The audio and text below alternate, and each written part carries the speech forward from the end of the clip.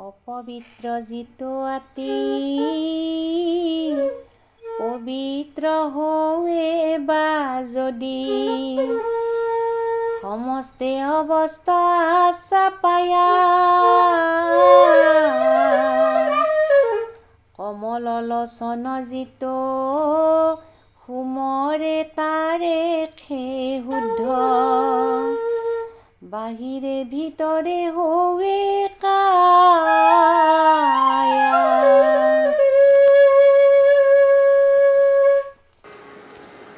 সৰল অৰ্থ। কোমল লোচন ভগৱানৰ নাম স্মৰণে অপবিত্ৰকো পবিত্ৰ কৰিব পাৰে, পবিত্ৰকতো অতি পবিত্ৰ কৰিব পাৰে। অপবিত্ৰৰ যিমান অৱস্থা হ'ব পাৰে, অৰ্থাৎ মানুহে পাপৰ দ্বাৰা যিমান অধঃপতনলৈ যাব পাৰে, সেই অৱস্থাৰ পৰা একমাত্ৰ কোমল লোচন নামেই পবিত্ৰ কৰিব পাৰে। গুৰুপ্ৰসাদ। এই ঘোষাটিত নামৰ স্মৰণ মহিমা বৰ্ণিত হৈছে। পূৰ্বৱৰ্তী ঘোষাসমূহত শ্ৰৱণ, কীৰ্তন, ভক্তিৰ কথা উল্লেখ কৰিছিল। স্মৰণ ভক্তিৰ প্ৰসংগ উত্থাপন হোৱা নাছিল। ভগৱানৰ নৱবিধা ভক্তি যথা শ্ৰৱণ, কীৰ্তন, স্মৰণ, বন্দন, অৰ্চন, দাস্য, পদসেৱন, সখ্য আৰু আত্মনিবেদন। এই নৱবিধা ভক্তিৰ ভিতৰত শ্ৰৱণ, কীৰ্তন আৰু স্মৰণ এই তিনিবিধ শ্ৰেষ্ঠ। এই তিনিবিধৰ ভিতৰত শ্ৰৱণ আৰু কীৰ্তন শ্ৰেষ্ঠতৰ। শ্ৰৱণতকৈ কীৰ্তন শ্ৰেষ্ঠতম। কিন্তু যদিও কীৰ্তনকেই শ্ৰেষ্ঠতম বুলি কোৱা হৈছে, শ্ৰৱণ নহ'লে আকৌ কীৰ্তনৰ অধিকাৰ নজন্মে। কৃষ্ণ কথা শ্ৰৱণেই ভক্তিৰ মূল অংকুৰ। সেইকাৰণে শ্ৰীমন্ত শংকৰদেৱে শ্ৰৱণ সম্বন্ধে কীৰ্তন ঘোষাত কৈছে, শ্ৰৱণ, কীৰ্তন আৰু স্মৰণ সদায় আচৰণ কৰিবও লাগে। এই তিনিওটিৰ পৰস্পৰ অবিচ্ছেদ্য সম্বন্ধ আছে। সেইকাৰণে শ্ৰী মাধৱদেৱ পুৰুষে আগতে শ্ৰৱণ কীৰ্তন সম্বন্ধে কৈ এই ঠাইত স্মৰণ মহিমা সম্বন্ধেও এই বুলি কৈছে যে এইবিধ ভক্তিয়ে অপবিত্ৰক পবিত্ৰ কৰিব পাৰে, পবিত্ৰকতো আৰু অতি পবিত্ৰ কৰিব পাৰে।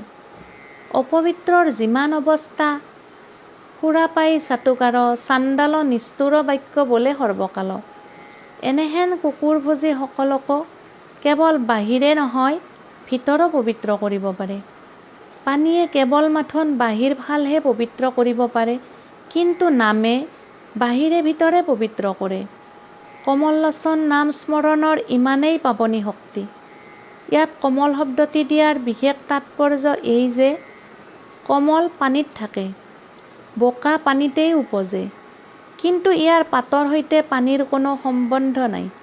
সেইকাৰণে কমল লোচন শ্ৰীগোবিন্দই যাক এবাৰ কৃপা কটাক্ষ কৰিছে, তাক সংসাৰৰ মাজতো সাংসাৰিক বিষয় বাসনা, অনৰ্থ পাপসমূহে লিপ্ত কৰিব নোৱাৰে। স্মৰণ মহিমাই অপবিত্ৰ ব্যক্তিক পবিত্ৰ কৰে আৰু পবিত্ৰক অতি পবিত্ৰ কৰে। ইয়াৰ তাৎপৰ্য কি? ৰোগী ৰোগমুক্ত হ'লেই নহয়, ভৱিষ্যতে ৰোগাক্ৰান্ত হোৱাৰ সম্ভাৱনা নিৰ্মূল হৈছে বুলি জানিব পাৰিলেহে প্ৰকৃত ৰোগ নিৰাময় হৈছে বুলি ধৰিব লাগে। হৰিনামে পাপৰ আলু উভাৰয়। কীৰ্তন ঘোষাৰ এই পদৰ পৰা স্পষ্ট বুজা যায় যে পাপ ধ্বংস হ'লেই নহয়, পাপৰ বীজো নষ্ট হ'ব লাগিব। শাস্ত্ৰত পাপ, পাপ বীজ আৰু পাপ বাসনাৰ কথা উক্ত আছে। আমি অনেক সময়ত নিজকে অপাপী বুলি ধাৰণা কৰোঁ, কিন্তু সেই অৱস্থাতো পাপৰ বীজ হৃদয়ত থাকিব পাৰে আৰু সেয়ে মাজে সময়ে পাপ কৰিবলৈ বাসনা জন্মায়। বহুত পবিত্ৰাত্মা ব্যক্তিও হঠাৎ পাপ কৰ্মত ব্ৰতী হোৱা দেখা যায়। ইয়াৰ মূল কাৰণ হৃদয়ত পাপ বীজৰ অৱস্থিতি। কৃষকসকলে বহুবাৰ হাল বাই তৃণাদি পৰিষ্কাৰ কৰি সেই ক্ষেত্ৰত শস্য বীজ সিঁচে, কিন্তু দেখা যায় শস্য বীজ অংকুৰিত হোৱাৰ লগে লগে অসংখ্য বনৰ গজালিও গজি উঠে। বৰষুণৰ পানী পালে শস্য যেনেকৈ বাঢ়ে, বনবোৰো তেনেকৈ বাঢ়ে। ইয়াৰ পৰা এই কথাটি বুজাব পাৰি যে হাল কৰ্ষণ কাৰ্যৰ দ্বাৰা ভূমিত কৰ্ষিত হৈ তৃণাদি ধ্বংস হ'লেও তৃণৰ বীজ সেই ক্ষেত্ৰত সমাহিত আছিল। অনুকূল অৱস্থা পোৱাৰ লগে লগে সি পুনৰবাৰ আত্মপ্ৰকাশ কৰি উঠিল। সেইদৰে বৈদিক ক্ৰিয়াদিৰ দ্বাৰা অনেক সময়ত পবিত্ৰতা লাভ কৰিলেও নানা কামনা বাসনাৰ বীজসমূহ আমাৰ হৃদয়ত ৰৈ থাকে। কিন্তু ভগৱানৰ নাম স্মৰণত সেই বীজসমূহ ধ্বংসপ্ৰাপ্ত হয় বুলি ঘোষাত কৈছে যে ই অপবিত্ৰক যে পবিত্ৰ কৰিব পাৰেই, পবিত্ৰকো আৰু পবিত্ৰ কৰিব পাৰে। নাম স্মৰণত ইমানেই পবিত্ৰকাৰিণী শক্তি নিহিত আছে। ঘোষাটিত এই কথাই স্পষ্ট ভাষাত ঘোষণা কৰিছে যে অপবিত্ৰতাৰ যিমান অৱস্থা আছে, বালক, বৃদ্ধ, যুৱা আদিৰ অৱস্থা, শুদ্ধ অশুদ্ধৰ অৱস্থা, যিকোনো অৱস্থাতেই নহওক, যিকোনো অৱস্থাতেই নাথাকক, নাম স্মৰণত সকলো অৱস্থাৰ পৰা পৰম পবিত্ৰতা লাভ কৰিব পাৰে। এই ঘোষাটিত স্মৰণ মহিমা ব্যক্ত কৰি ভগৱত স্মৰণৰ দ্বাৰাই জীৱৰ পৰম পবিত্ৰ হোৱাৰ উপায় ইংগিত দিছে।